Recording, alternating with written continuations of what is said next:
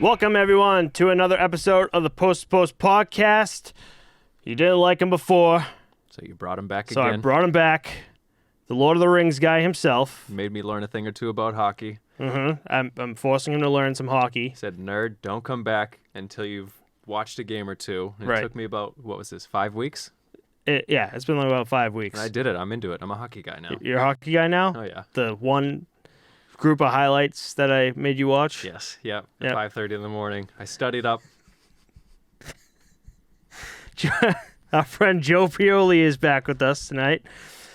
Chris is doing dad things this week, and by dad things, he went out on a golfing trip with his business or his work. Left the kid at home with Just mom. left the kid at home with mom. You know, just the standard dad stuff. kind of guy he is. I'm gonna dust him. Just gonna dust him tonight. Absolutely. Yeah. Absolutely. He's not here. He can't defend himself. Right, can't defend himself. It's just us. If you want me to jump in on it too? Go ahead, do it. No, Keep jumping on. No. Hit him while he's down. Yeah. Yeah. How dare you? But so I needed a guest, and Joe's our guy. I said, Everybody said no again. yeah, everyone was saying no, but I was like, you know what? He needs to avenge himself. That's it. Mm-hmm. Because that episode when that dropped, man, we were getting like dislikes. People were just like, never talk about Lord of the Rings again. I'm like, Was that your first dislike on a video too? I think so. yeah. And it lasted a few episodes because I think the next episode Chris was on, and we were talking about what we're talking about, which is Lord of the Rings. And he was like, someone was like, dude, just stop talking about Lord of the Rings. Like, I'm here for hockey. And I'm like, all right, well, I'm gonna give Joe his second opportunity here. Mm-hmm. But Joe doesn't know much about hockey.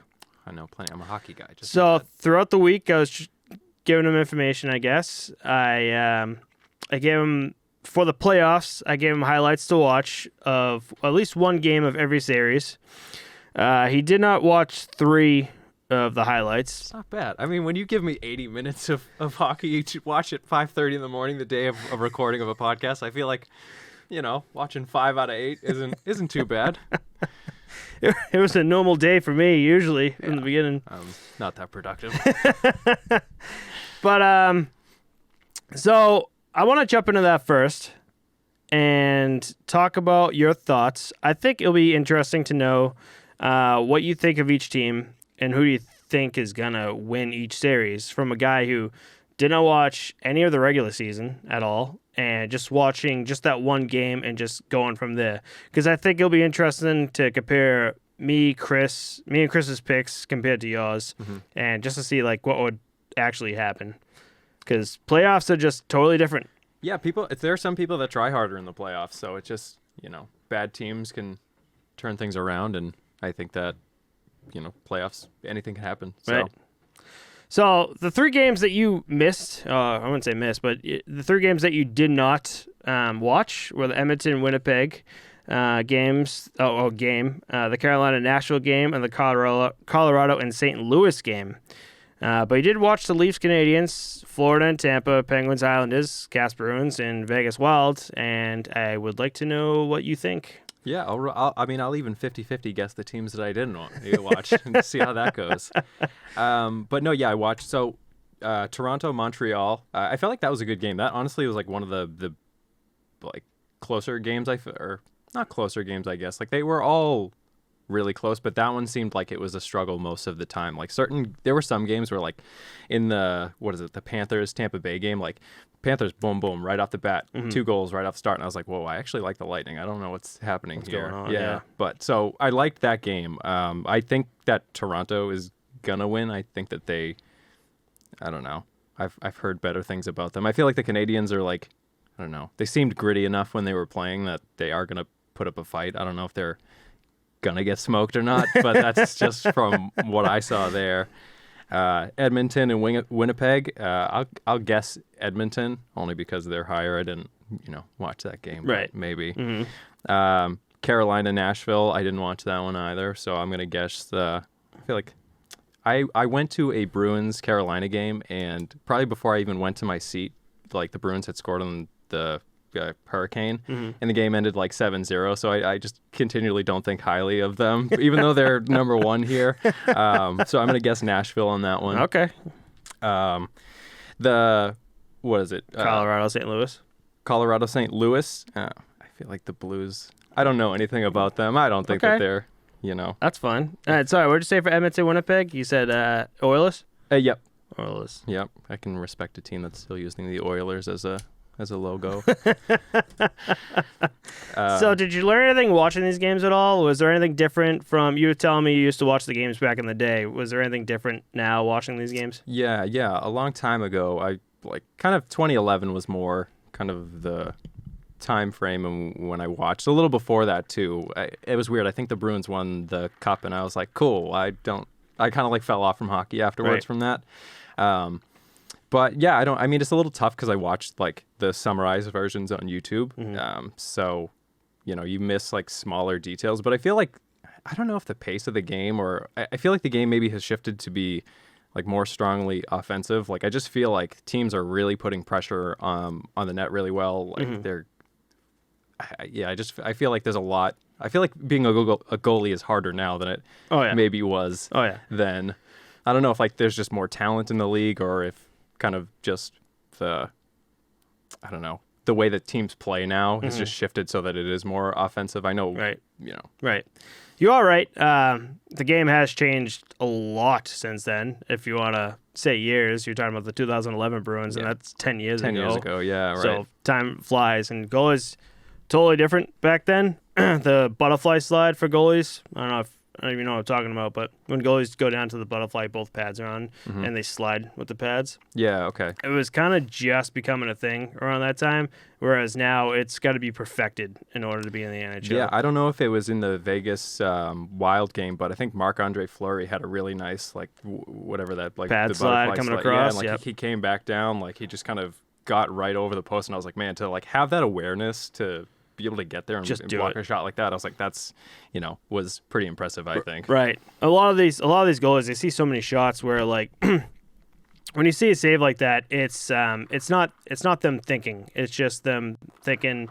I think it's a mindset that says, oh shit, this side is wide open, I gotta get over there no matter what body part, so they just throw the leg or just the blocker out. Yeah. And it just becomes routine.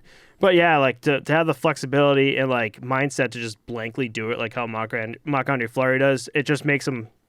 I mean, Marc-Andre Fleury is one of the best goalies in the league right now, and that's what makes him one of the best goalies in the league. So you are right.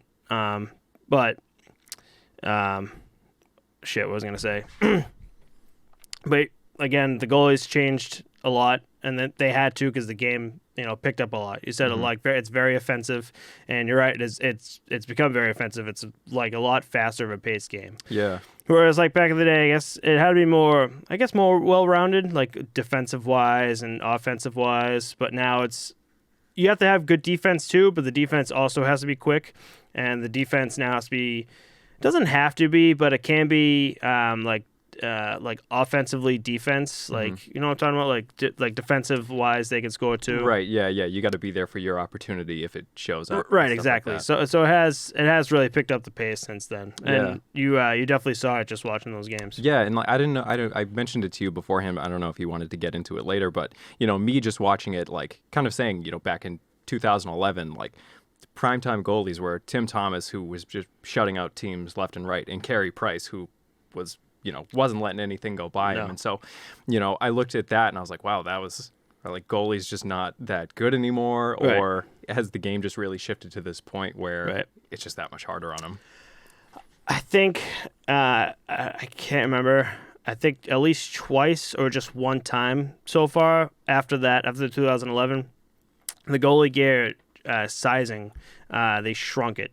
So a lot of the gear has shrunk since then. That's interesting. Right. Actually, I didn't even think of that, but now that you say it, I remember Tim Thomas being beefed huge, up, just taking up the whole thing. And the point was the league wanted more goals, and so they shrunk it down. It's the same thing with the NFL, where they kind of make it a little bit harder on cornerbacks and safeties to put pressure on people because they want the high flying footballs. They want a lot of goals because that's what makes it exciting. Exactly. It kind of makes the game a little bit more, not fast paced, but the game's being high scoring. It's exciting to be whoa, this game's in overtime and it's 4-4 right now. Right, exactly. What's going to happen? Holy shit, yeah.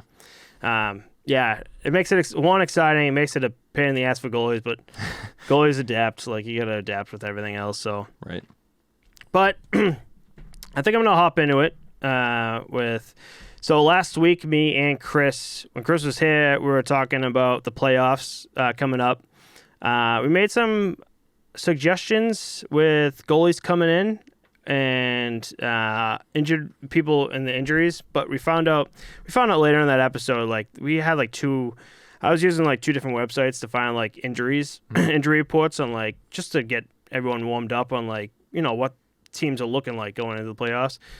And then me and Chris, like in the middle of the podcast, we were just like, wait a minute, like it says on the website, like they're on the roster. So we're like looking them up and like they were back like 2 days ago. So it was a mess. I'm like, I don't know how like,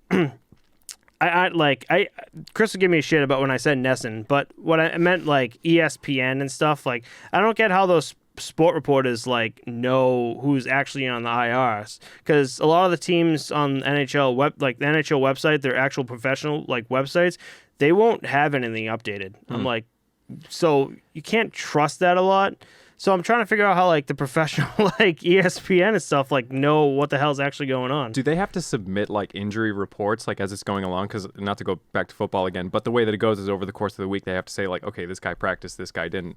It's just so that like you don't get an unfair advantage and say like, oh, this guy's hurt, but then he's actually like fine. And comes out like guns blazing during the game. I don't know if there's anything like that. I don't know. There are some team websites that when you're looking for the injury reports, they don't have that listed as an option on the sites, but some team sites do. They'll have like the injury reports, and it's either like very well done where it says just lower body, he's going to be out for 2 weeks, or just like it'll be like a random list of just players and like that's it. I mean, they do have the right to protect themselves from saying what injury they have, but it was just a pain in the ass, and we were finding out throughout the episode. I'm like, oh god, this is just brutal. We just look so stupid. But we definitely made some, I don't know, mistakes on who's going to be playing, because a lot of it was goalies. My focus was on goalies coming into the playoffs. You need a well-rounded team in the playoffs, but you also need a hot goalie to make it through the playoffs. Talk about Jordan Binnington the other year, where he was just on a fucking roll going all the way up to the Stanley Cup Finals. Tuukka Rask was the same way. He was on fucking. I still say Tuukka Rask was like the only reason why we made it to Game 7. The Game 7s throughout that entire like playoff run, he was like standing on his head. Like I don't think the Bruins should have even made it that far. But again, I guess we'll say Bruins again. Tim Thomas, the 2011 series, holy shit, unbelievable! 4-0 shutout in a Game 7 win over Vancouver. Like you need that hot goalie. So that's what I want to focus on. Well-rounded teams, but again, hot ass goalie. And there are goalie injury reports, but finding out that they're back on. So now that the games have started, I have a way clearer image of what's going on. We do have another injury that happened, I guess while talking about the Bruins. I was talking to you about Vitek Vanacek. Was it the first goal of Game 1? I think it was. Jake DeBrusk shot it past Vitek Vanacek, and he kind of outstretched, and he went out. And I'll talk about it more because I want to go through everything. I have a list of a bunch of stuff that where they're at, where each team is at right now, and what I think a team needs to do in order to keep going. So if anything I say just rings a bell, come in. But I kind of want to just talk about this. I wouldn't say make it quick, but I don't know. Just want to talk about it. So sure thing. Let's do it. Yeah. So we'll talk about where the series are at right now. So on the East, they have the Bruins. Bruins lead the Caps 2-1, and then the Penguins lead the Islanders 2-1. In the Central, you got the Hurricanes that lead the Predators 2-0, and the Panthers lead the Lightning 2-1. The Avalanche in the West lead the Blues 2-0, and the Golden Knights lead the Wild 2-1. And then the North just started their their playoff. I don't know why the hell I can't. Every episode I can't speak. It's just I don't know. It's all right. You're nervous in front of me. I'm a new co-host. I know. I'm sweating over here. So Maple Leafs lead the Canadiens 1-0, and then the Jets lead the Oilers 1-0. It's funny looking at those scores. Like when I watched the highlights of the games, like all of them, a lot of these series were 1-1, and I was like, oh no, I'm gonna have to like guess which one of these teams is gonna be better. I'm like, they're even right now, so That's why I thought this was like the best, because it can go either way right now. We're not looking at teams like they're like 3-2 right now, or just like 3-1, where you could just be like, oh yeah, they're obviously gonna win. Yeah. It's like it's still close, or just like I want to see what you think. right. Sorry, I need some liquid courage right now. getting hot over here, Joe. All right. So Bruins Caps. From watching the game, I talked about Vitek Vanacek leaving the game. Game 1 with lower body injury. Craig Anderson would replace Vanacek after his injury, and then started Game 2 where they lost 4-3 in overtime. Game 3, Ilya Samsonov came back where he'd lose 32 in double overtime. So far, every game with the Bruins are playing right now. So far, every game has went into overtime. Mm-hmm. So I think I had the Bruins in 5, but watching these games, the Bruins don't look good. They looked good. I actually watched a bit of it before coming over, and they actually looked pretty good. But for some reason, the Bruins, they did not look good those 3 games, like, at all. So one thing that I was noticing when I was watching it is I'm like, I just see like so many opportunities, but like it's just weird. I just don't feel like there's that like finishing power that they always have. Like Right. in obviously not this game that's playing right now, but the last game, Taylor Hall getting that like really nice goal. I was like, that's kind of what I feel like they need more often, because they're getting all these opportunities. They're putting a lot of pressure on, and like these, like you get really excited in these moments. You're like, all right, this is gonna happen. Right, and like exactly. they just can't kind of finish like that. And I'm just like, I don't know if that's something that the team is lacking or. You're dead on. Especially Craig Anderson when he came in. He played 4 games this season. That was it. And then when Vanacek went out, Ilya Samsonov was still out on COVID protocol. So Craig Anderson was their guy. Ilya Samsonov, is usually their backup. Okay. Oh, damn. So they threw in a third So string they guy. threw in this third string guy who the Bruins should have just been destroying. But instead, I'm not, knocking down Craig Anderson. He played well. He played like a goalie that said, I've only played 4 games this season, but here's me saying this is why I deserve to still be in this league. This is my fight to stay here. And I think he definitely proved it with those games. The only issue I see with the Bruins, though, is that the shots did not hit the net. Craig Anderson was leaving these huge rebounds that the Bruins just could not get on top of at all. So again, the score could have been huge, but like the Bruins were just having such a rough go. So I said Bruins in 5. I feel like they can.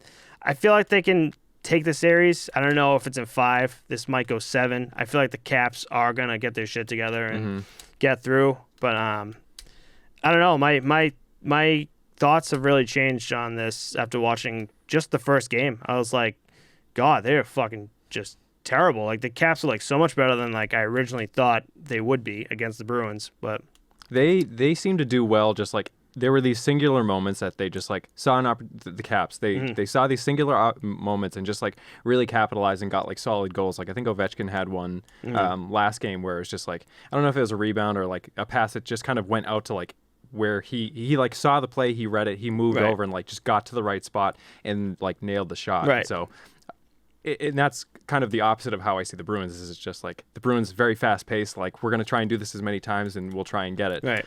The Caps, it seemed not entirely focused, but like it was more streamlined. It was like, all right, here's the shot, like kind of going with it from there. So funny, my prediction for it was either going to be that the Bruins get it in 6, so like 4-2, or that they were going to lose and have it. They were either going to win in 6 or lose in 7. It's kind of the way that I look. I don't know. The way that I look at series is like very momentum based, where I'm like, all right, well, if they're rolling with it, they're going to keep rolling. So that's kind of the way I look at that. I liked where you're going with that, because I totally agree. I totally fucking agree with what you're saying. I said 5, thinking it's going to be easy. You're right. I'm thinking 7, and maybe they get bumped out at 7. Maybe the Caps move on to the second round. Like, I don't know. Like, Tuukka can only be so good. You need the guys in front of him that can score. Like that game that went into 2 overtimes, man. All of a sudden, the Bruins got their fucking shit together. Like defensive wise. They're able to like stop every maybe momentum shot that would come his way, but they got to keep it up. They just so I don't know if it's just like shaking off like round one playoff nerves and keep going, but who knows? So are the Bruins a young team?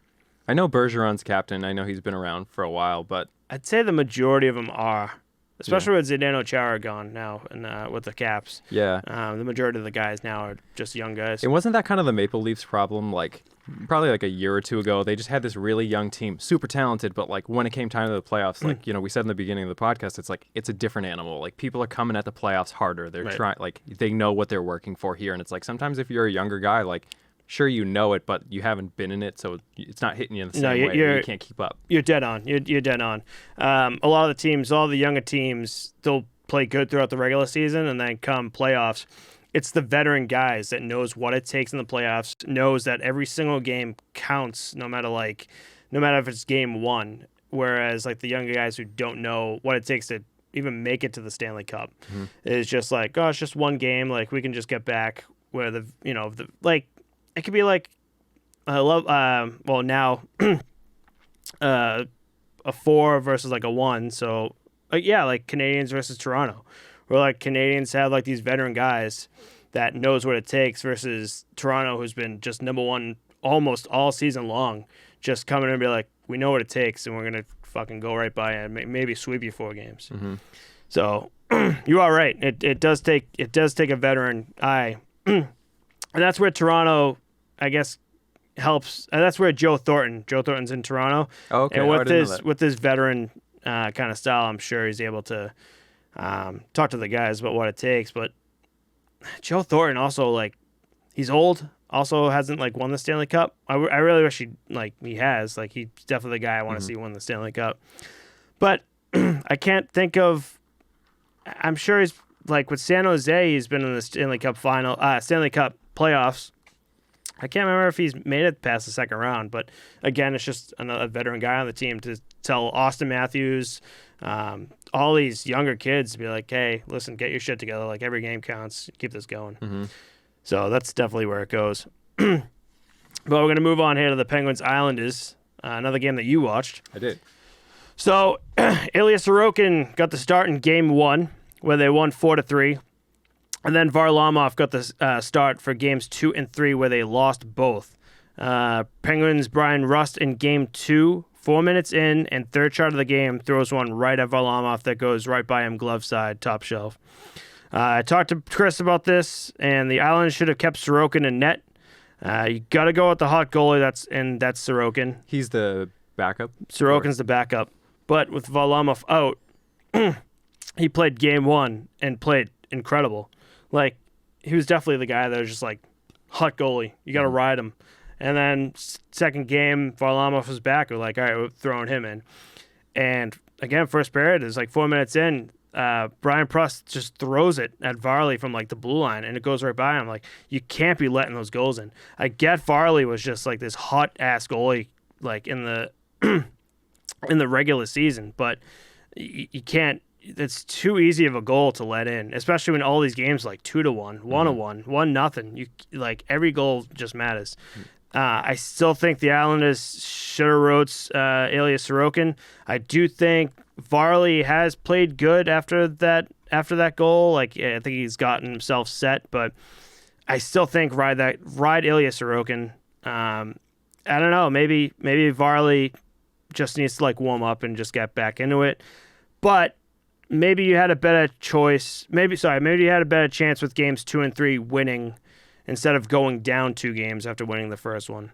So that's, again, what I was talking about with, like, riding a hot goalie.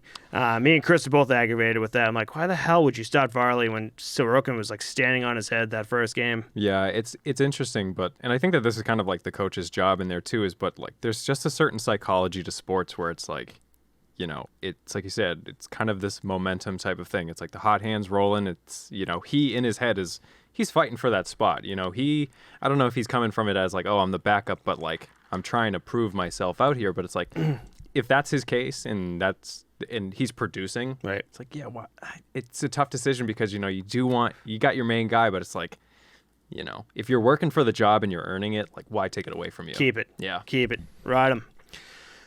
So that's what I took away from it. The Pens are doing better than I think I originally thought because I got Islanders in 6. So I did give the Pens 2 games in there. But if Varley, if just the Islanders, Varley can't get their shit together, I think Penguins might sneak away. Tristan Jarry. So the one thing that I kind of like about this matchup is that, especially with Elias Sorokin, who's a backup, I mean, he was hot. But Tristan Jarry is, and then you have Maxim Lagacé.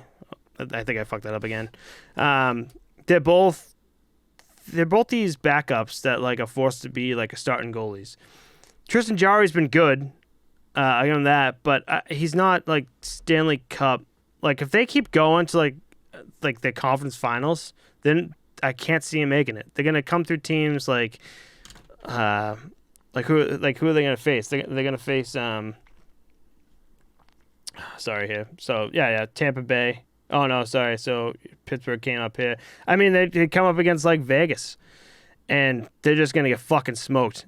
Vegas is so fucking hot right now with Fleury that like you can't have Tristan Jarry in that. You got to have like Matt Murray when he was fucking prime with the Penguins, or it's gonna be weird to say this because Fleury is Vegas now, but like a goalie like Fleury when he won you guys the cup back in like 2009, like you need that type of goalie. So Penguins could come away with this. I said New York Islanders, but Penguins could come away with this. But the problem is they're gonna come away with it, and they're not gonna go any further because you need that number one goalie, and Tristan Jarry is not that guy. Yeah, it's interesting. I'm even looking at things. How many backups are currently like playing right now in the playoffs, or backup goalies at least? Well, every team has a backup. No, yeah, but you mean a third string goalie? Or I mean, how many of them are playing currently? Like how many people's like main, or how many teams' main goalie is out and have like a backup in there? I'd say, well, guys are coming back. So Caps, I just lost Vitek Vanacek, so that's one. Florida, who I'm going to talk about, didn't lose Bobrovsky, but Chris Driedger, their backup, became their number one. I think everyone's good, to be honest. Okay. I think Vitek Vanacek is the only one that really came out. Okay, yeah, I wasn't sure. It kind of just seemed like there were just a lot of like backups just coming in. Yeah. And just kind of with what you just said, I think that a lot of teams would face that situation of like, well, if you're not like that stud goalie that's really going to carry us, like, right? How deep into the playoffs are you actually able to make it? Gonna make it. Yeah. Exactly. That was my mindset with this Penguin Islanders game. I like watching it, and I did take the Islanders because, again, Varlamov was that guy. He was hot as shit. He's a goalie that was in the regular season that you could look at and be like, this dude's just hot enough to carry this team. But he came back and he hasn't won him a game. They've been tight. I mean, the games have been tight. I think one game is like 5-4 though, and I don't know. He's just not the guy. I feel like they should throw Ilya Sorokin back in there and be like, hey, listen, Farley's. I don't want to say not getting it done because he kind of got back into it, but at the same time, be like, Ilya, you were fucking hot game one. Go in and just see what you can do at this point. Mm-hmm. But it's rough in the playoffs because you pick one goalie. It's not the playoffs aren't like, all right, this goalie, the backup plays game one, and then the startup plays game two. It's not that just one goalie throughout. Mm-hmm. So it's just kind of weird and off to have like switch off goalies is what we're kind of seeing right now, especially in this round one. Yeah. But yeah, that's what I picked up on this Penguins Islanders game. So I don't know. Pens could take it. Islanders could take it. I mean, I don't know. But I mean, we're gonna have updates throughout this whole thing. So I could be absolutely fucking wrong. Could be absolutely right. You could be right. I don't know. It's gambling, baby. It's gambling. Throwing dice. All right, so we're gonna move on to the Hurricanes versus Preds. Carolina Hurricanes. We have their Hartford Whalers guys up there. Figured throw those guys up there while we're talking about them. Alex Nedeljkovic has been unfucking believable. He got the second shutout of the playoffs Wednesday. It's not his second shutout of the playoffs, but the second. Cam Talbot got the first of the playoffs. Also, UC Saros has been playing on his head, but it's just not enough for them to get the wins. They played tonight in Nashville. I honestly don't know if home ice is going to help them at all. I could probably bring up the score right now and see where they're at. Watching the games, though, I forgot they call them the Caniacs, the Hurricanes, the fans. Oh, they dude. call them Caniacs. Sick, guys. Sick, dude. Nice name. Sick. So, but I got to say, man, like, it feels so good. Like, they're almost full capacity there with the fans and everything, and it's just, oh, man, I love watching the game. I love watching those games. Those fans are awesome, man. Like, Caniacs or whatever, man. Like, it was so awesome. Like, great save by Nedeljkovic or just a goal, and you guys are fucking waving the flags, pumped as shit, and I'm like, this is playoff hockey. I feel like it's funny because I compare like last year's sports to this year's sports, and it's just like the fans are such a big deal of it, where really like that's why you want home field advantage, is because when something good happens, you want everybody cheering for you, and when like they're trying to heat up on the other end, or like when the other team's trying to like heat up, you want the crowd like shitting on them. You want them to be like, no, don't, like, no just momentum. like anything. Yep. Yeah. So as of right now, I got this on the NHL app. Holy shit! So this could be. I mean, it is definitely home ice, because watching those two games, Carolina, the Hurricanes in Carolina, I wouldn't say smoking them, but like the Hurricanes were pretty much showing us like, hey, we're probably going to sweep you, like that type of play. But currently, it's 10 o'clock on a Friday night. Hurricanes Preds are in overtime. Both have 35 shots on goal, so very fucking defensive game. It's 4-4 right now. So I think Preds with the home ice advantage are.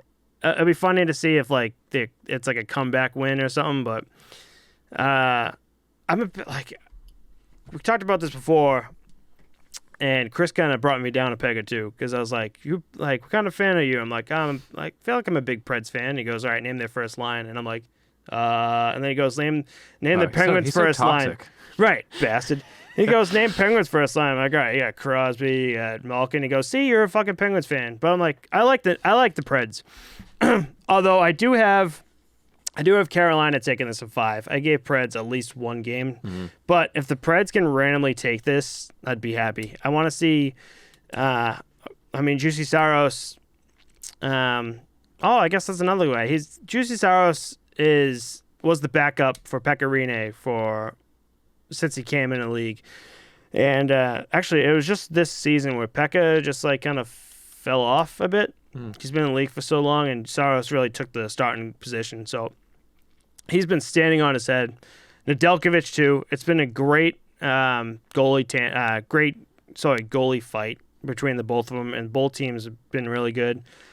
Problem with Nashville though is when I'm watching the games, defensive wise and body wise, like you see one of the guys like go after like a Hurricanes play and try to like bump into him, and it's like bumping into a wall. You're like, all right, you guys don't have like a little soft. Yeah, it's like and like some of the plays with the Canes, they kind of just like walk right in. So if Nashville can find a way, I would think it'd be cool as shit to see.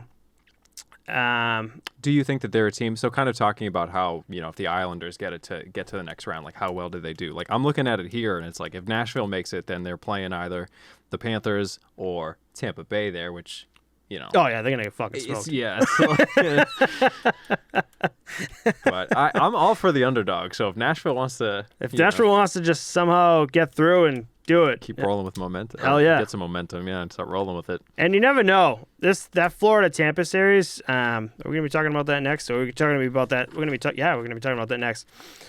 Perfect. It is very. This is my favorite fucking series to watch. If it's on, I'm like dead on. I love this series. Both teams are just on each other left and right. But this could be a series where whoever wins comes out just fucking exhausted from the series. So that if Nashville finally like comes out and just like for some reason has that momentum to keep going, and they play Florida or Tampa that's just burnt out from all the hits, burnt out from the overtimes, or just like skating like every day, Nashville could take advantage of that and just roll right through them. That's a really good point. That's because, like I said, I watched the Panthers in the Tampa Bay game, and just kind of knowing Tampa Bay from last season, weren't they did they have the highest win-loss record or something? Yeah. So it's huge. I kind of looked at them like that, and so just to have those two teams battling in the way that they did, the Panthers came out and they got the 2 quick goals in the beginning, right? But yeah, Tampa Bay, and then they just ate shit after that. Yeah, and it was weird. Yeah. So that was my thought on the Hurricanes Preds. I guess we'll figure out what happens, but if we're gonna be fucking honest, Carolina's taking it. I have the Hurricanes I have Carolina in 5. I think I'm gonna keep that. I think if the Preds win tonight in overtime, that's fucking it. I think the Canes are just gonna come back and be like, all right, now we got the rest of this. Yeah. Canes have been just unbelievable. So the little guy can get in a good hit every once in a while. Yeah. Be like, we took this game. Be like, okay, we gave the little brother a win this time. So, talked about that Florida Tampa series, or the one game that I showed you, and you're a big Tampa fan. Now, when you watch Vasilevsky, their goalie, what'd you think of him? Which one's fast? Sorry. So Tampa Bay Lightning's the goalie. So again, because they kind of had the 2 quick goals off the start, and actually that was the first game that I watched. I watched the Bruins Caps with Chris, probably, I don't know, however many days ago, in the first game of the series, and then watching Tampa Bay. I feel like, I don't know. It's always weird, and this is why I say it's a very momentum type of game where it's you get those 2 quick goals and then you turn around and then you start shutting them down there. Right. I don't know, man. This is where my hockey expertise runs out. But no, I think that. But do you think he was good? Yeah, I think so. Where, I think that, where would you rate him as a goalie? One of the best, maybe middle. No, from what I saw, no. Only, I guess because I think Marc-Andre Fleury was kind of one of the ones that I held to a higher standard. Right. Watching Carey Price, I know we talked about this beforehand, but he hadn't been good. But I was he kind of looked pretty good in that game. Right. So yeah, I'd say top, but not top tier. Okay. I don't need to. Yeah. No, that's fine. That's fine. It's based off the 10-minute highlights. The 11 minutes of them that I saw. The only reason why I want to bring it up is because Vasilevsky held the number 1 spot in the league for most of the season. Okay. At one point, I think he had 8 shutouts in a row. No, I lied. Maybe I think it was 4 or 5 shutouts. I think it's 5 shutouts in a row. Okay, I'd like to change my answer then. Marc-Andre Fleury was number 2. Okay. He was right there, but when Vasilevsky's just at his hot, this guy is just non-fucking stop. This is the best pickup a team could ever have, and that Tampa Bay got him. This goalie is just, you have goalies that just they get in, are hot as shit, and then just kind of fall down. Vasilevsky just keeps going up. Only getting better. He's unbelievable. Now, with this Panthers series, is why I love this so much, is because Panthers have his fucking number for some reason. They have the Tampa Bay Lightning for some reason. Statistically, when Vasilevsky faces Florida, he's got the worst fucking numbers, in the NHL against one team. And that's why I was this is going to be a fucking great series, because not only is Vasilevsky number 1 in the NHL, the team is number 1, but Florida, for some reason, has their fucking number, and they could just come out and be like, I'm going to knock you down a peg. See, that's why I was when you were asking me, I was I don't know if this is a setup or not, but I was I felt like he was kind of okay in the game. I was I don't think he's amazing, but. I was waiting for you to, be oh, I don't think he was that good. Is he the backup? I was waiting for that, and then just be he's number 1 in the league. Yeah, no, yeah, that's why I said, he didn't seem bad. I didn't. But yeah, the Panthers just looked pretty good against him, I guess. Right. Kind of the thing. So I guess we'll talk about this, but we're gonna jump into the Panthers here since Vasilevsky's the guy. Chris Driedger took the starting spot. He actually got pulled in Game 3 after allowing 5 goals, 3 of them being unanswered. That was the game I showed you, right? Game 3. Yeah. That pull would eventually help the Panthers out to win a 6-5 in overtime. After tying the game with 3 minutes left, Panthers need to figure out their goaltending. Driedger has shown that he's the one to start. This game was not his fault. The Panthers lacked good defense, but made up for it in offense with 47 shots against Vasilevsky.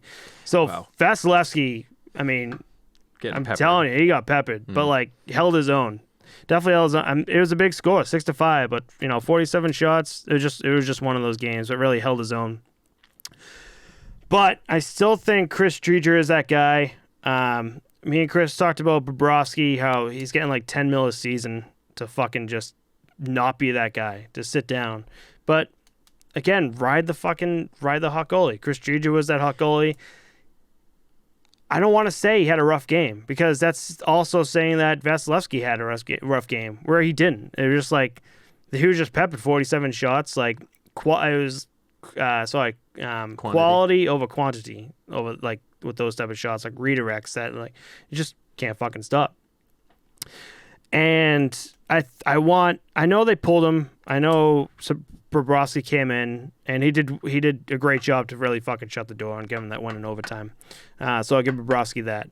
But I still think next game, Driedger still gets that spot. You let him keep going with it and you say, hey, move on. It's the next game. We won that game in overtime. Mm-hmm. Take that win. Keep it fucking going.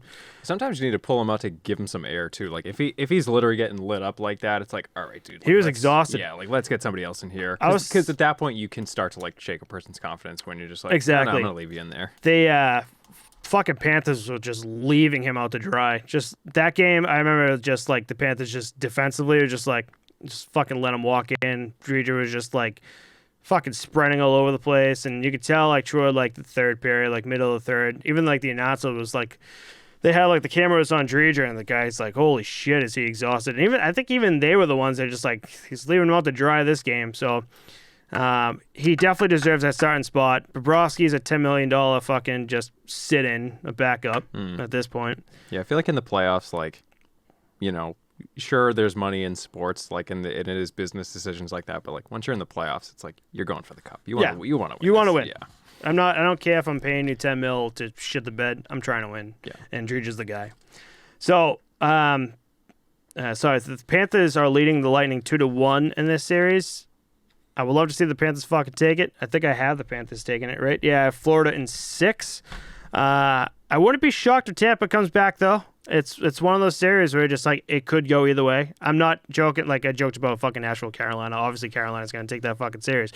But Florida, Tampa, it could go either fucking way. Yeah. So that being one of the games that I watched, at the end of that one, I was not like confident to say like, oh yeah, that there's a clear winner here. Like it's a tough enough game. I do like the Lightning, so I'm kind of like, all right, I expect them to come back as a strong team. You were a Lightning guy. You were telling me before this. Yeah, no, I was lucky enough. So back in the day in 2011, I actually was able to go to Game 7 of the Bruins Lightning series, and just like it was such a good time that they were instantly. I was like, all right, this is one of the teams that I like here. Funny enough, one of my buddies.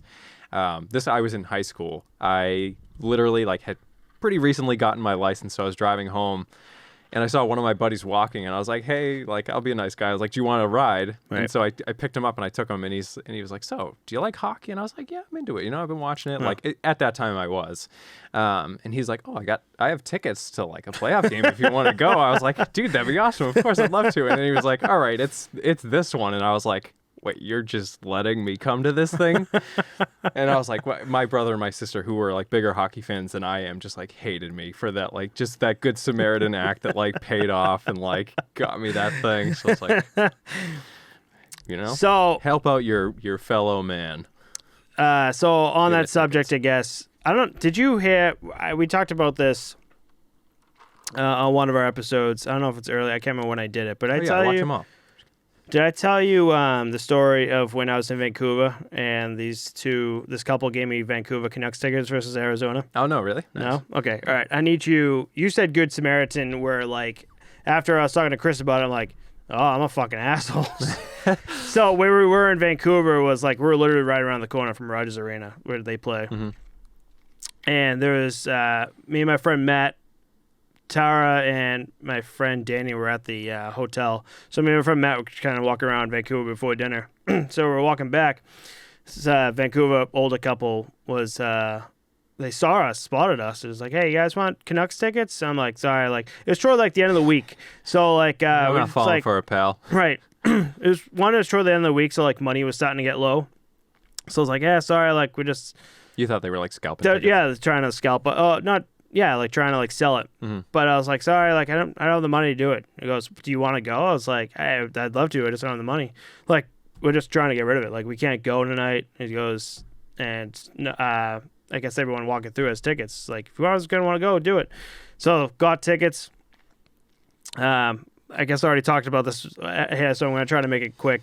So we get back to the hotel. I talked to Tara about the tickets, and we're supposed to. She has a bunch of friends in Canada. She went to school in Canada, so toward the end of the week, She went to university in Canada. She went to university in Canada. No, you're right.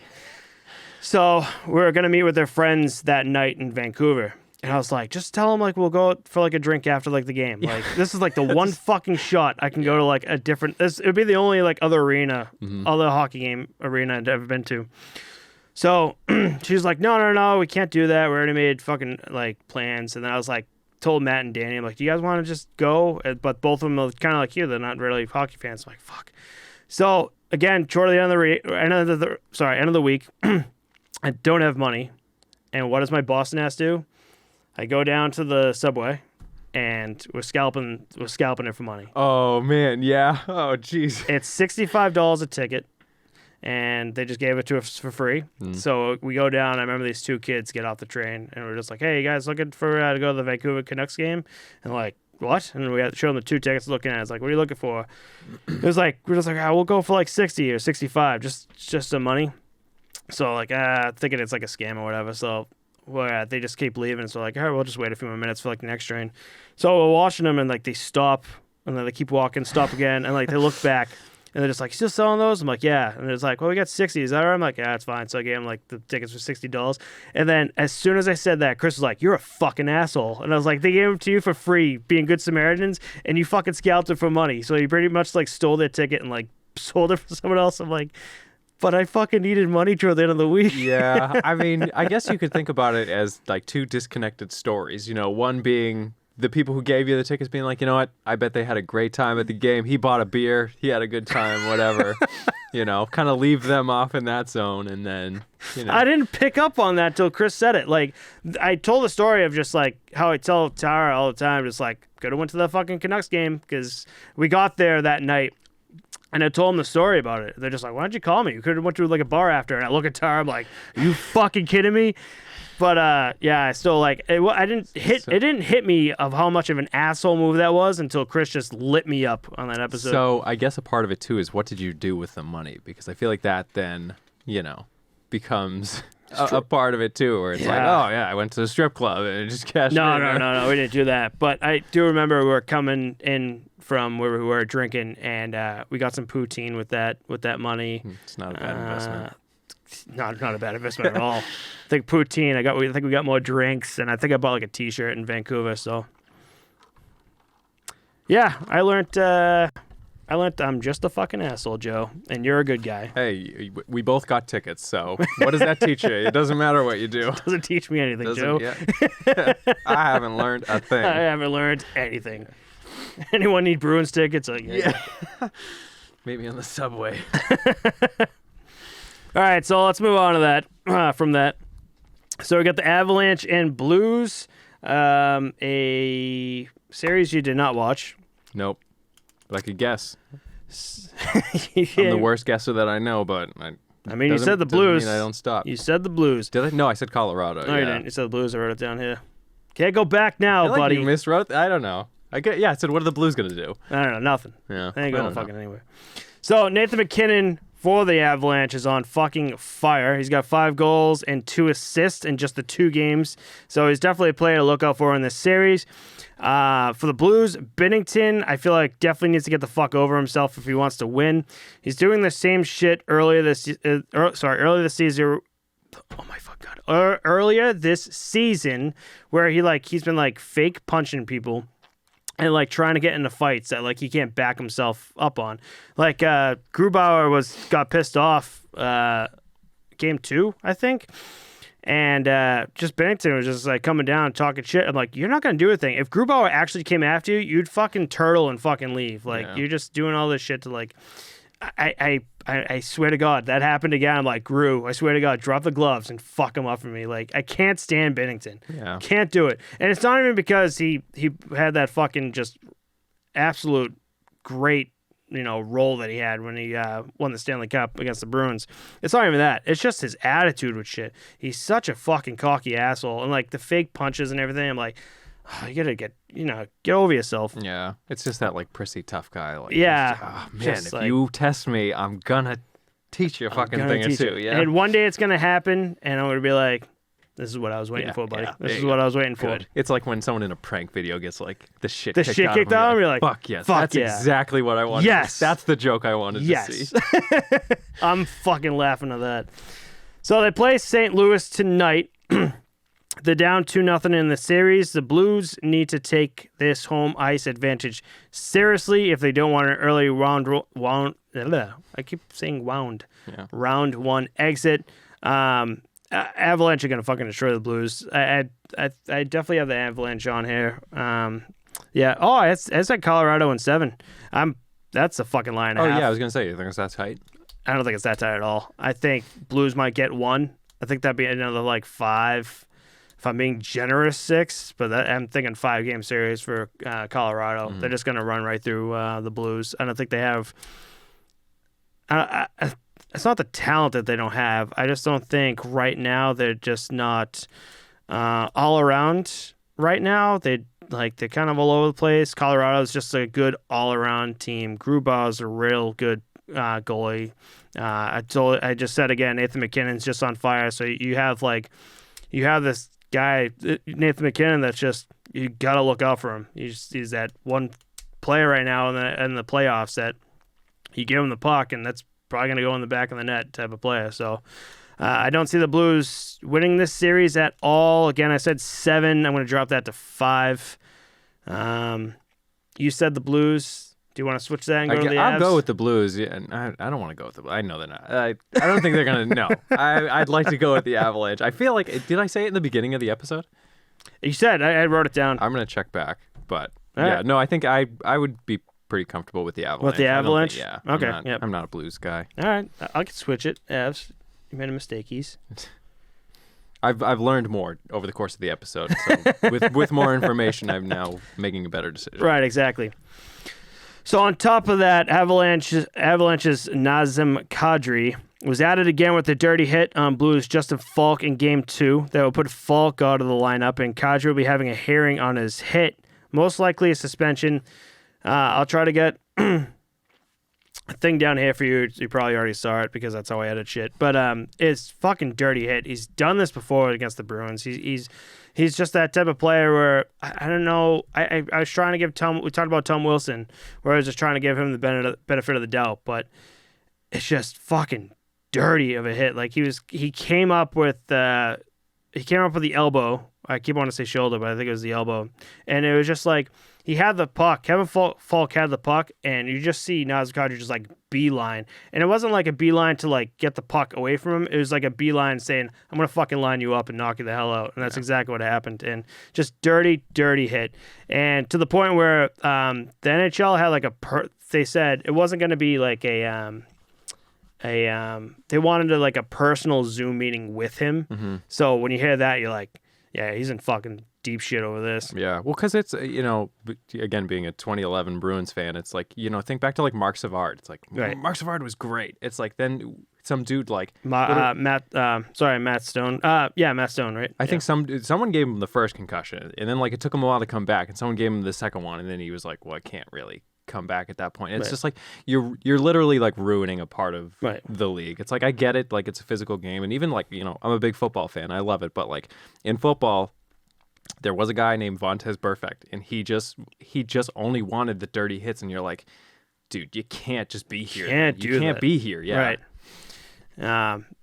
Especially the more we know about like concussions and everything, and guys just post like who work through the concussions, and they retired, and you're seeing them just like start to break down and shit. Like you're seeing what it can do. Mm-hmm. And Marc Savard was one of those. Matt Cook. I said Matt Stone. You know why? Because I was thinking Matt Stoney on YouTube. You ever see Matt Stoney on YouTube? No, he's like this small kid. He's like a competitive eater. I think he had like fucking 200 hot dogs at one point. Like fucking, I don't know why I thought Matt Stoney. It's Matt Matt Cook is what I was thinking of that lined up Mark Savard.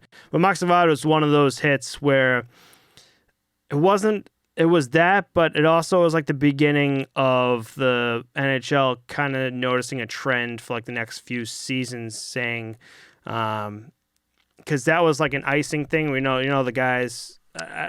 So yeah, So right before the goal line, you had to beat the puck there. So a lot of the guys would just like skate as hard as they could to like beat that icing. And you can't stop on a dime. These guys are so fucking quick. So that's kind of what happened to Mark Savard, and Matt Cook just really got him. And the league was kind of picking up like, hey, like this is putting out like a lot of guys, putting them in danger. So now there's a just no touch ice rule where just like if it goes players like before like a certain line and the puck goes past that, the refs just blow it right away, so like no one gets hurt. Yeah. So that was like kind of like the beginning of everything. So I guess we'll talk about this by the time next episode, or by the time when we record next Friday, I think we'll have more on Nazem Kadri. I still think he's definitely going to get suspended for sure, but we'll definitely have more info on that for you guys when we record next Friday, so they'll be out next Monday. So let's move on to, we got 3 more games here. We got Golden Knights versus the Wild. You got Cam Talbot would get a 42 save shutout against the Golden Knights, which would mark the first shutout of the playoffs. I said Nedeljkovic got the second, and Cam Talbot got the first of the playoffs. Cam Talbot has been great for the Wild, but the Wild need to play solid for an entire game.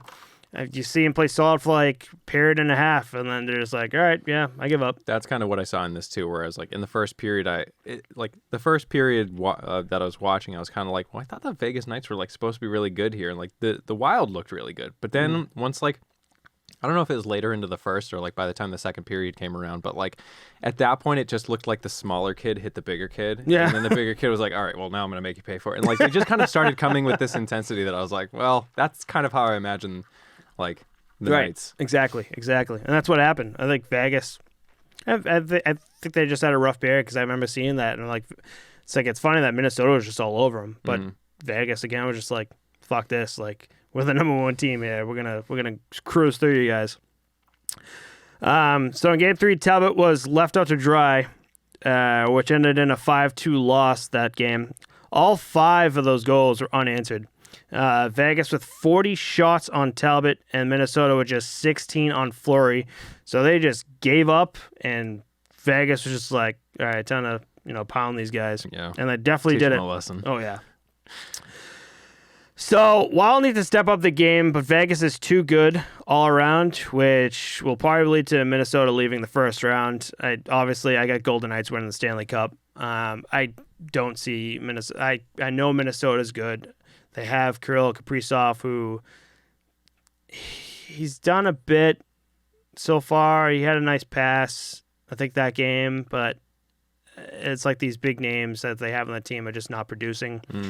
I think he had a shot also. I remember when I was watching, I was like, that guy's name sounds like Capri Sun. And I just I try to remember it like that, as stupid as that sounds. But as much as I like Minnesota Wild, Golden Knights are going to take this, and I do have them as a sweep. Holy shit. Where are they right now? What did I say where they're at right now? Golden Knights, they're 2-1, so yeah, that sweep is fucking... I was wrong. No, yeah. So I'm thinking 4-2. You thinking 4? Mm-hmm. Okay, well, we're both wrong. Wait, why? Because they already won one. Wild won one. Well, yeah, no, 4-2. Like Vegas wins 4, Wild win 2. Okay, so 6 games is what you're saying. 6 right? games, yeah. 4-2 being this year. Okay, yeah, gotcha. I see what you're saying. Sorry, I'm not down with the lingo yet. I'm not hip. I'm not as hip as I think I am. You're getting there, buddy. You're getting there. So yeah, I think Minnesota is going to be a round 1 exit, and Vegas is going to go through. I feel like the majority of everyone who watches NHL right now thinks the same thing. Mm-hmm. I can't think of maybe a Minnesota Wild fan is like, well, yeah, we got it. I'm like, no, you don't. Yeah, you do not. So let's move on to the Maple Leafs and Canadiens game. I know you watched that. Yep. I know you had some talk about Carey Price. Mm-hmm. I shitted on Carey Price on my Instagram, on the Posttopostpod podcast Instagram. Some guys were talking to me about it. We're just like, I think you're wrong on it. But I'm like, for a while, I don't think Carey Price has been their guy. How many times have Canadians gotten into the playoffs, right? And then you got Carey Price, who just like they just can't be the one to shut the door. Like they're always like round one, round two. Oh, really? Yeah, exit. he struggles like that. He just struggles. I can't remember the last time they haven't been. They keep making the playoffs, but they don't make it to like the Stanley Cup Finals. Yeah, or, see, like, because I was even conference thinking, finals. I'm like, oh, maybe he's like they're like a playoff guy, Right. But like, yeah, He's doesn't just sound like that's the he's case. just not. So it's like he's not their guy. And I was saying Jake Allen is definitely their guy. He we were just saying he won some fucking award. That the Montreal Canadiens, it wasn't even the NHL. The Montreal Canadiens like made it, and it's for like a player that's just unrecognized but actually did good. I'm like, solid dude. Like you get that trophy and you're like, oh, so now you're recognizing like that, like I'm fucking carrying the team. Like, so that's what Jake Allen got. And he's been playing real well. I think Jake Allen was the guy to go to. But last week I did say that the Canadians were talking about putting Carey Price in as a starter, like as ASAP. Carey Price was just coming back from a concussion, and they sent him down to the Laval Rockets, right, for their AHL affiliate. I think he let in like 2 goals and like 6 shots or whatever. So like in the AHL for like an NHL goalie, it just doesn't look good. So I was like, it's like I don't think he's like the guy, but. We talked about this beforehand. Carey Price looked fucking unbelievable that game. Like, he totally fucking kicked me in the ass when, like, the saves he made, like, he was coming out aggressive as shit, just making sure, like, he just cut down the angle of that puck, making sure he made the saves. What was it, 2-1? That was that game? Yeah, they won 2-1. 35 save, 2-1 win that game. Just told me to shut the fuck up. Yeah, it was interesting. Got the job done. Yeah, so when I was watching these games, like I didn't know like where everybody ranked up. Even looking at this now, I did not expect that to be like a 1-4 kind of matchup there. Just the way that like the intensity that they played with. Like, right. I don't know if I mentioned it even earlier in the episode, but it's like, you know, the Canadians just seem to have that like grit that they were playing with. Like there's a certain toughness to them that I was like, man, this is kind of like throughout the team here. Right, exactly. Now the Maple Leafs are like, again, number 1. And I have them. I fucking have them taken. I think they're. Oh, I said Toronto in 5. And they could. Just maybe Carey Price just has this one game in him, and then Toronto just takes like the next 4. But if Carey Price plays the same he has been with like the fire under his ass like he did game 1, I don't know, man. I think Montreal does have a bid to maybe push Toronto out. I don't see it happening. I still don't see it happening. I do like the fact that Carey Price did fucking tell me to shut up and said, hey, man, like, I'm the guy. Don't forget who I am. I could be. Right. Yeah. I've been on the Canadians for years, since like, 2007, 2008, and I could still fucking play in the professional league. He's had a lot of lower body injuries and just dealing with like a lot of injuries. I think that was his 2nd concussion, so I think that was my thought process, was saying like, I don't know, maybe he's just like done. Maybe from like all the injuries and like concussions, maybe this is his way out. But again, you watched the game, you didn't know anything about that, and you watched the game, you're like, dude, Carey Price is fucking incredible. I'm like, yeah, and I was just shitting on him this week. So I don't know, man. Like maybe the next game, I guess we'll see how he does. Maybe it was consistent. Like maybe that was his well rested kind of comeback from like being out with a concussion.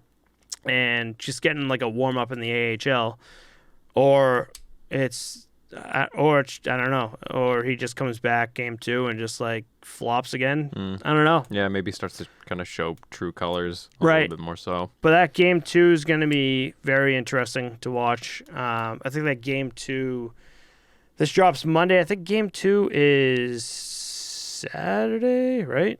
Oh boy. Yeah, game 2 is tomorrow. So I usually edit this Sunday, so I think I'll put the score down below for you guys to see where we're at. I'll be definitely interested to see, since I can't tell the future, so I could be, as Chris likes to say, eating my own hat. But we'll see. Maybe Canadians do have a push for like maybe a game 7 push from what you saw. Mm-hmm. So I don't know, but that's what I saw. I think Leafs and Canadians both played pretty well for the teams that they have. I expected Toronto to play well. Austin Matthews is he's just an absolute fucking beast on the ice. Like that Joe Thornton's going to be that veteran guy again to walk and talk the guys through the playoffs.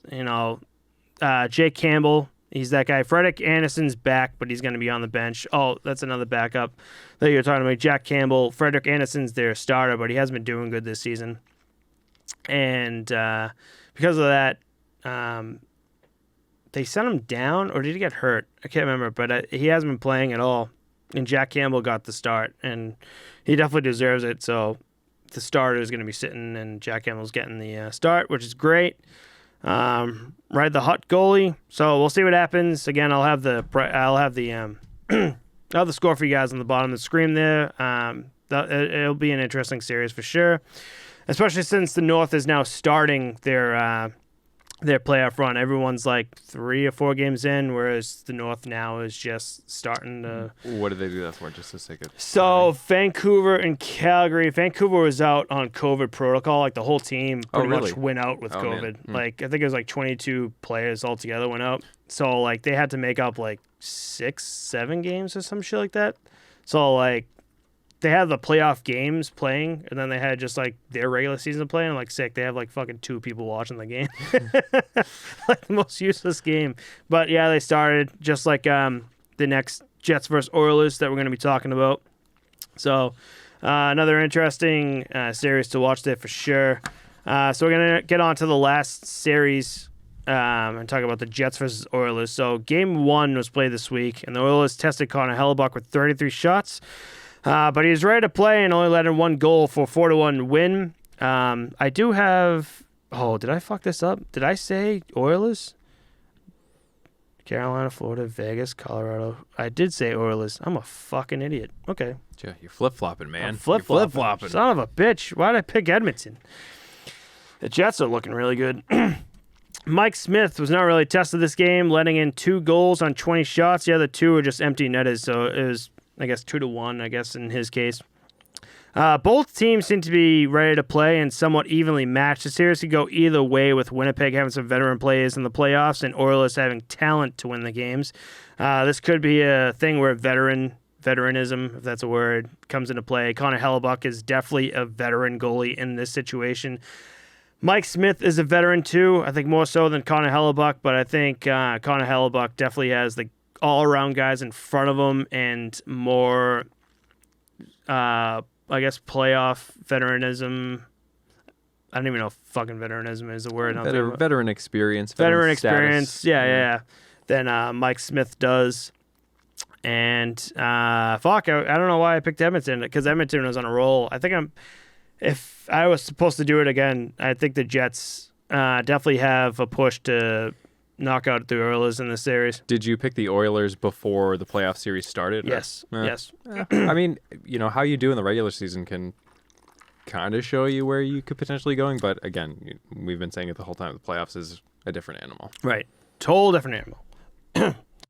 So, oh my God, we're past an hour here. So that's it for what I noticed now that the playoffs have started. Chris will be back with us next week. Kicking me out again. Kicking you out again, buddy. We're just using you. Let me know how I did this time. You know, we can do the Lord of the Rings hour following this next if you want. We had to bring you in. We had to justify why you were here. Because I got shit. You got shit. I didn't read it, though, which is totally fine. So it's, It's fine. Yeah. I think he'll read this one because he's got to know how well he did this time. Yeah. So based on how upset you were last time, I was like, I don't want to hurt myself here, Oh, I showed. So we'll go over. Fuck it. I showed Brandon. Remember where I did the 3 shots? Yes. So not last Friday, but not last Saturday, but the Saturday before, I saw Brandon. And what I found out was he fucking lied to me because we talked and I was like, "Oh yeah, I already watched Bob's Burgers. You already did the page." So I talked to him like, "Hey, all right, let's do it. You got the page. I clipped the of what I did for him." Mm. So I get there and I'm like, "Where's the page?" He goes, "No, I'm just kidding. I didn't fucking do it." So I'm like, I had the mask on, so I'm like, you can't tell, but I have a massive fucking smile on my head. I was like, all right, we're going to meet at Ichiban restaurant in Braintree, and I'm going to go to the liquor store and get 3 shots of Bombay. And he fucking, I got to tell you, like, when I told you we do, like, this man shit, where it's like, we go by what we said. We got back from Ichiban, and remember I had to take a break after, like, the second one? He did 1, 2, 3, and just fucking walked out of the house because he got to, like, a ride back to the house. I'm like, that is the most manliest fucking perfect shit I've ever seen in my life. I was like, wow, I feel less of a man because of that. I had to take a break after that second one, and after, like, he pounded the third one, I gave him, like, Gatorade to help wash it down, and he just walked out of the house after the third one. I'm like, I almost wanted to sit there and be like, Yeah. thank you, buddy. Fuck your pussy shit. That's pretty much what he did. He goes, I'm out of here. See you later. So he goes, yeah. After he did it, he goes, we'll never fucking do this again. I'm like, yeah, I'm with you on that one. Yeah, like make small, like bet $5 on something. Yeah. You know, hey. Something that doesn't you owe hurt. me dinner. Something that does not hurt. So, Joe, thank you so much for coming on. Is there actually anything you want to talk about before this? We got an hour and 10 minutes in here. I think I nailed it this time. You fucking nailed it this time. End on a high note. Right. You know. No Lord of the Rings. Wait to hear all that good stuff in the Although comments. we keep bringing it up. How about, yeah, I know. You keep trying to trick me. I know. That's the thing. You think that you mentioned it, and I'm going to be like, man, yeah, the Hobbits. I see you at the gym all the time, and I keep trying to trick you into talking about it, too. Although we did talk about it. We keep talking about it, even though I fucking hate it. Great movie So series. I Easy did to talk about, you know? I did talk about all right, this will be the last fucking thing I talk about Lord of the Rings. This one part. It's not me this time, everybody. Yeah. So I don't know if anyone of you fans watched Clerks 2 with Kevin Smith. You know what I'm talking about? Yeah. Clerks 2, they Randall and Elias, they're working at movies like this burger joint. So this guy comes in and orders like burger and onion rings. So Elias is like this big Lord of the Rings fan that you don't know until that point. So he goes onion rings. So he's typing it in and he goes, 1 ring to rule them all. And like the customer goes in 1 ring to find them all. And so they show Randall from like another angle and be like, Jesus Christ. So he comes in, he goes, listen, he goes, there's only one return, you assholes, and it ain't of the king, it's of the Jedi. And so he goes on this spew of like, you want to know what the fucking 3 movies are just like? His 3 movies are just fucking people walking. So he does like these 3 spews of just walking, tripping at one point in like the second movie. And then like in the third movie, just dropping the ring and be like, whatever. And he goes, even the fucking trees walked in that movie. I'm like, that guy, Randall, is fucking me in this like entire situation. Yeah. Just haters hating. What else? Hating. That might have been it. That might have been why we got the dislike, because I was talking shit about Lord of the Rings. You ever think about that? That's actually a really positive spin on it. Here I was thinking, you know. I'm going to totally neglect the comment that we got that says no more fucking Lord of the Rings talk. I want to learn more about hockey. Yeah. But I think that the fan was just like mad that I hated Lord of the Rings. Maybe you took it in a different way. Like maybe that person liked the video. They were like, guys, I'm going to give you this one. But just take it easy. Just take it easy. You know, right? I love back a little bit. I loved the movie. You didn't have to shit on it. Yeah. I know. Yeah, he doesn't want to hear it anymore. I can't hear it anymore. I can't hear it anymore. Don't talk about it. All right, so that's it for this episode. I got a nice little nip for Joe here. We got 2 fireballs. I was gonna give Joe one of the ones that Chris had and just watch him die on the podcast, but I was like, nah, I'm going to be a good guy because I want to see Chris die. Not that bad, yeah. So I'll be back in another 5 weeks. Like another 5 weeks or so. Chris seems to take a vacation all the time. I've been here every episode in the same spot, and Chris he can't even fucking sit down an entire episode. You're the only one that sits down. Chris gets up, he gets a beer, he fucking takes a piss. He's just leaving me out to dry. He doesn't take the job as seriously as I do. He doesn't. You know what? You might be the new guy. He knows the hockey stuff, but like, you know, I show up on time. We might have to kick him out, you know?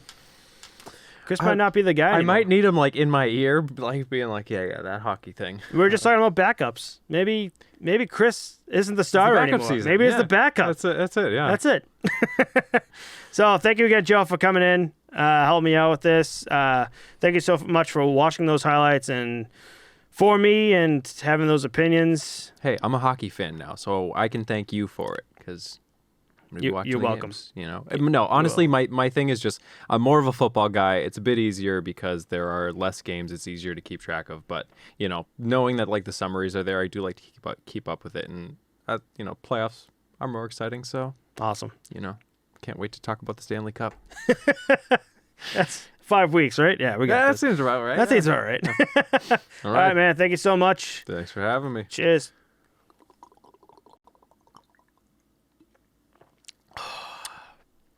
Dude, I love Fireball. I'm not the biggest fan. But You know? Well, yeah, I don't know. I just feel like it's a strong cinnamon. when you have the shots that we've taken, that tastes fucking phenomenal. Yeah. That's beautiful. Because I went to the store.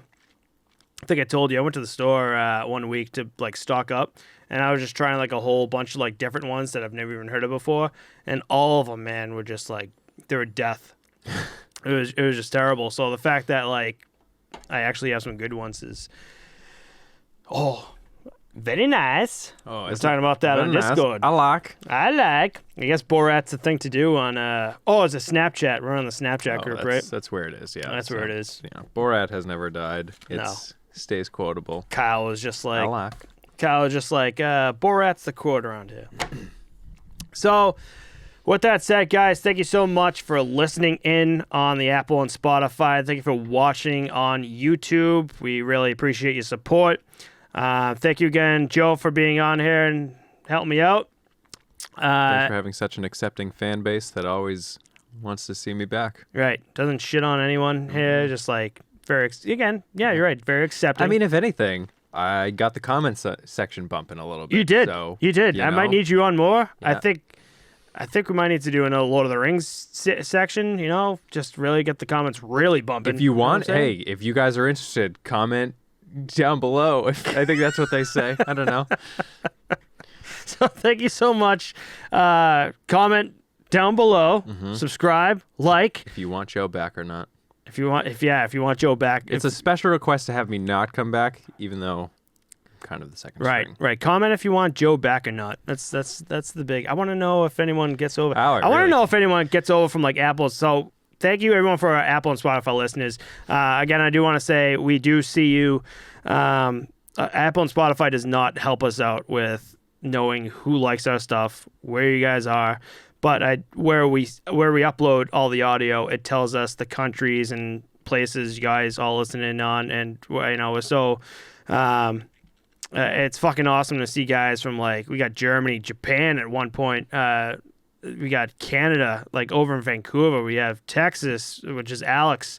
We got Brockton. We got, you know, it's all over the place. So thank you guys for listening in from all over the place. I know we can't really talk to you guys. Join the Discord. But join the Discord. Follow us on Instagram. Follow us on Facebook. Our link tree is actually on the Apple and Spotify. So definitely go find us there. We definitely want to talk to you guys and, you know, see how you guys like the podcast. If there's anything you guys want to listen to or want to hear us talk about, playoffs, baby, we got everything going on right now. So let us know in the comments below. Thank you again, everybody, for listening. Have a good night, guys. See ya. Bye.